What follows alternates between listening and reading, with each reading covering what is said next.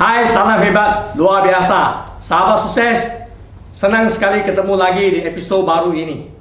Kali ini saya akan membahas 5 langkah jitu. Bagaimana kita mengatasi semua permasalahan dalam hidup kita.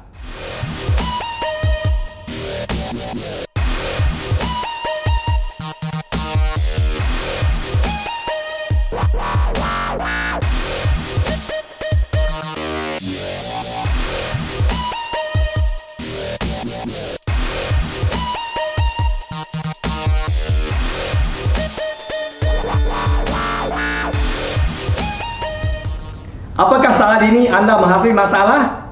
Ya, ada. Bagus. Memana apa? Memana Anda masih hidup. Ingat, selagi kita masih hidup, kita pasti ada masalah. Pertanyaan adalah, bagaimana kita menghadapi masalahnya? Masalah tetap ada.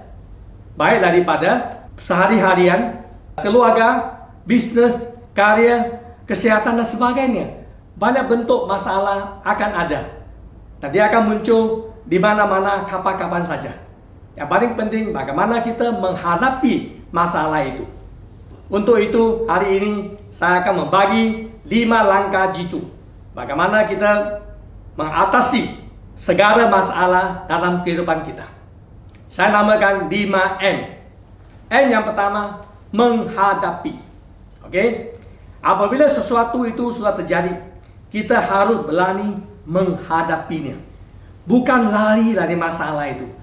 Bukan mengatakan, oh tidak, saya tidak ada masalah.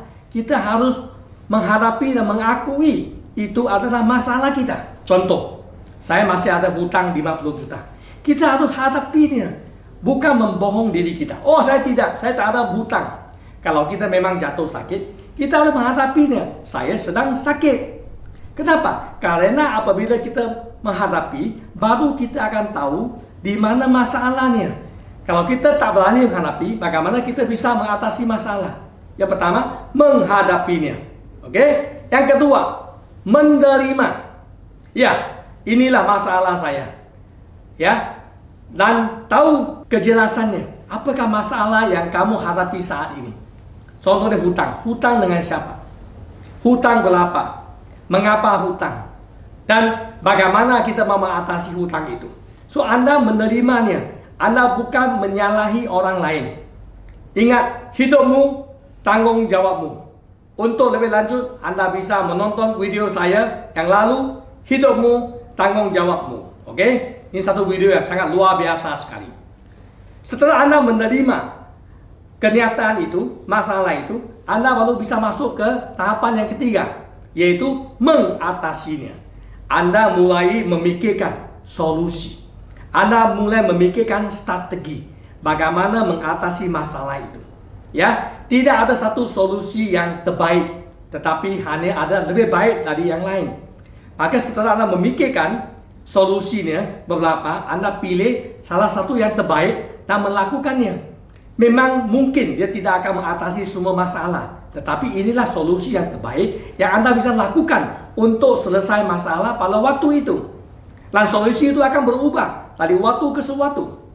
Ya, setelah ada atasi, Anda akan masuk ke tahapan yang keempat, yaitu melepaskan. Let go and move on. Banyak orang sudah mengatasi masalah, setelah itu mereka buang banyak waktu untuk penyesalan. Kok kenapa saya melakukan hal ini? Kok kenapa inilah membuat saya rugi besar? Kalau dulu saya tidak membuat keputusan itu, maka tidak ada masalah begitu. Itu sudah tidak ada gunanya. Itu hanya buang waktu sahaja. Anda harus let go. Oke? Dan belajar sesuatu dari masalah itu. Disitulah Anda tahu bahwa saya sudah belajar sesuatu yang positif. Yaitu lain kali jangan berhutang. Hutang itu bisa menjadi beban dalam hidup saya. Ya, lain kali saya berteman harus hati-hati. Salah teman membuat saya kerugian besar sekali. Disitulah Anda belajar, lepas itu let go. Yang Anda bawa adalah pembelajaran, pengalaman yang luar biasa. Tapi kasus itu harus lepaskan dan move on. Kenapa? Karena dunia ini bergerak. Hidup bukan untuk masa lalu, hidup adalah untuk masa saat ini dan masa depan. Anda harus move on karena ada target yang baru. kehidupan yang baru di depan Anda. Okey, sesudah itu Anda baru masuk ke tahapan yang kelima, yaitu melampaui.